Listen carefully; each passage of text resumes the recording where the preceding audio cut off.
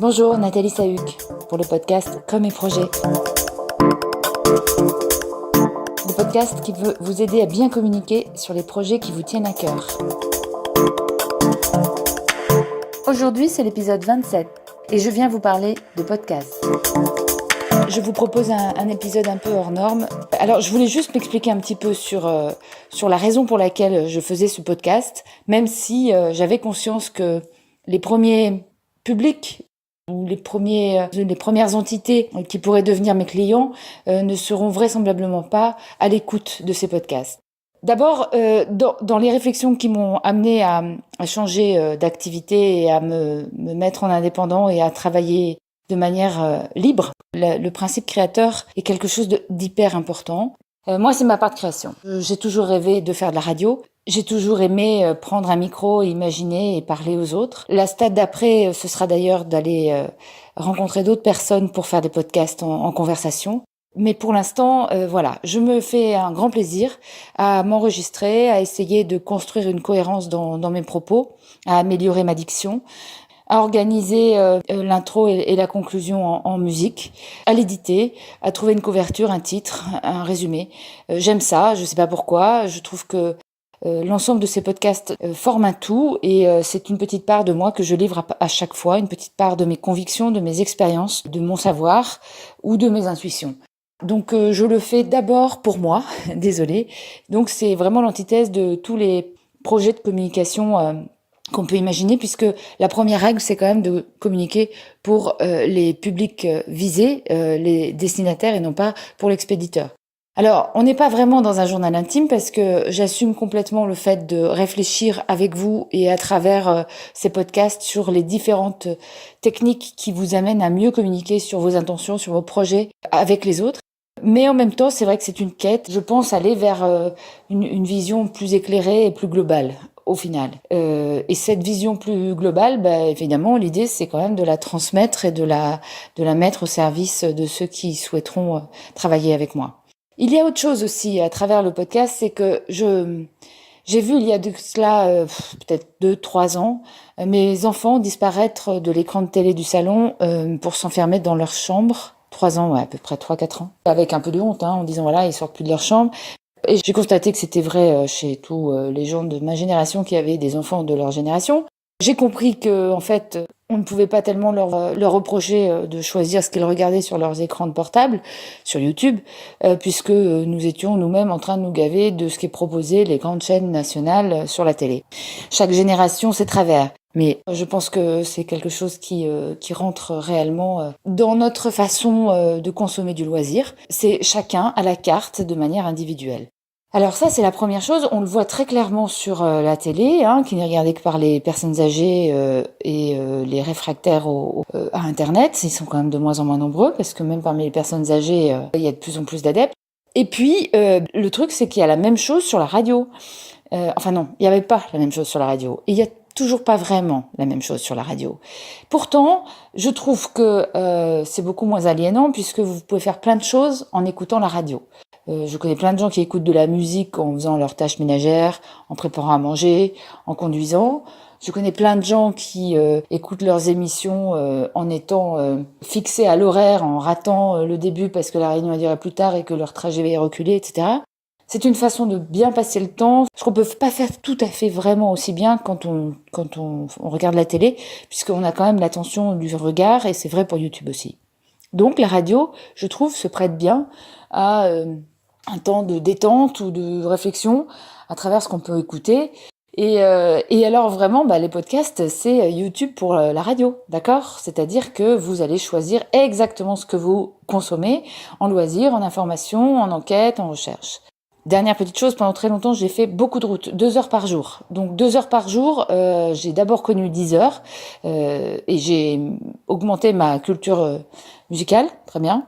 Et puis, j'écoute plus 10 heures en fait. Je n'écoute que des podcasts maintenant parce que c'est d'une liberté, c'est un pied total. C'est-à-dire que avec les podcasts, vous avez d'une part les émissions que vous aimez bien, mais absolument quand vous voulez, parce que vous les téléchargez, vous les écoutez quand vous voulez. Mais vous pouvez aussi avoir des livres lus, qui vous sont racontés. Donc ça a un petit air d'enfance et C'est a priori très agréable. Je vous dis a priori parce que pour le coup, je ne suis pas tombée dedans parce que j'avais d'autres priorités. Et c'était quoi mes autres priorités? C'était écouter les podcasts qui m'intéressaient sur des sujets pour lesquels j'ai appris. Je suis tombée sur des gens extraordinaires. Et j'ai écouté beaucoup de podcasts sur du développement personnel, sur du marketing, sur du web marketing. J'ai suivi des podcasteurs qui sont extraordinaires. Et j'ai compris qu'ils étaient tous inspirés des Américains. Donc du coup, j'écoute quelques Américains aussi. Parce que là-bas, la folie des podcasts est beaucoup plus ample et puis le public est beaucoup plus large. Alors, est-ce que demain, on va arrêter d'écouter la radio pour choisir les podcasts? Ou est-ce que c'est un coup d'épée dans l'eau et le public francophone ne suffira pas à faire évoluer le système? Je pense quand même que, en fait, il va basculer. Je dis pas que je mise sur l'avenir, j'essaye de convaincre. J'ai conscience que pour l'instant, ce que je fais n'a pas beaucoup de résonance et qu'il va falloir d'ailleurs rapidement là que je mette en place des choses pour qu'il y ait un petit peu plus de résonance parce que j'ai besoin de retour, de savoir quelles sont les demandes pour orienter ce que je vous dis. Mais il y a une chose qui est sûre, c'est que je suis intimement convaincue qu'il faut que je continue. Ça a du sens pour construire mon projet. Et dernier point, je suis persuadée qu'il va y avoir, à un moment ou une autre, une bascule vers une consommation de podcasts beaucoup plus fréquente. Dans cette société d'image, c'est quand même le seul format qui vous amène de la profondeur, du temps, de la durée autant que vous le souhaitez. Dans cette société de consommation subie, c'est un moyen de choisir ce que vous voulez entendre. Vous avez des podcasts sur les faits de société, vous avez des podcasts sur l'informatique et sur les nouvelles technologies, sur la réalité augmentée, sur le futur, sur la philosophie, sur l'histoire, sur le développement personnel, sur à peu près tous les sujets.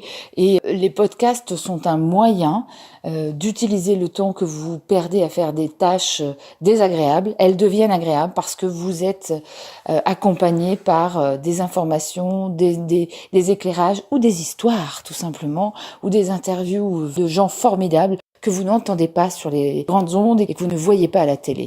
Et c'est ça la puissance d'Internet, c'est qu'on peut aller choisir, cueillir, découvrir. Donc vive les podcasts, vive les podcasts. Et je n'arrêterai pas d'en faire, mais je n'arrêterai surtout pas d'en écouter. Voilà, je trouve que c'est une véritable liberté. Tant pis pour 10 heures. Et Dieu sait que j'aime 10 heures. Je termine juste en faisant un clin d'œil à ceux que j'adore, que j'écoute. Donc pas forcément dans l'ordre, mais me viennent Morgane Février parce que c'est la première que j'ai écoutée, hyper cash, jamais à reprendre ses enregistrements, bourrée de défauts, mais forcément attendrissante, pertinente et très volontaire. Voilà, une grande volonté.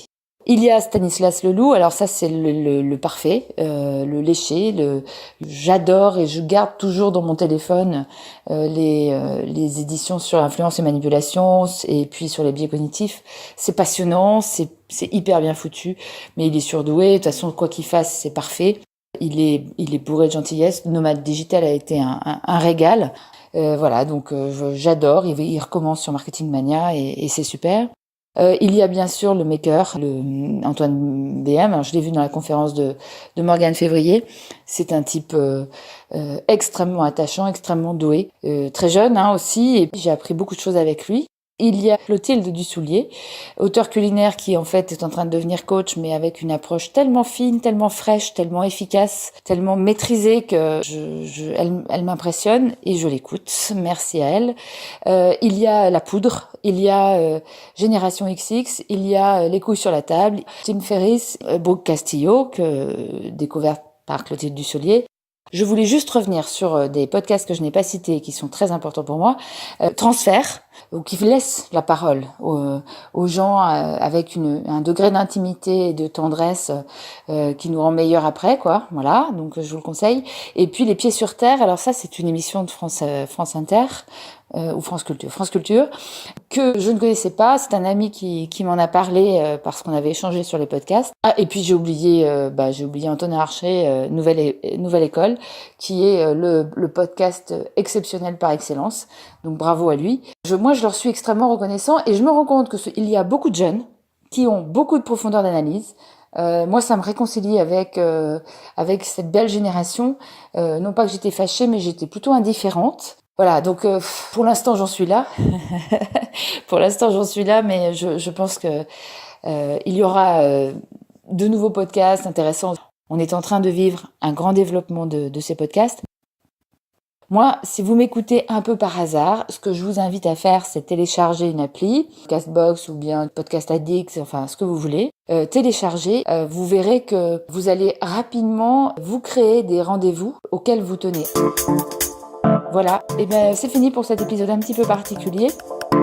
Je vous invite d'aller sur iTunes et de mettre une évaluation sur mon podcast. C'est vraiment très utile pour qu'il soit plus facilement identifiable et repéré par d'autres. Et puis en plus, ça m'encourage. Puis laissez aussi vos observations. Je les lirai avec beaucoup d'intérêt. À très très bientôt.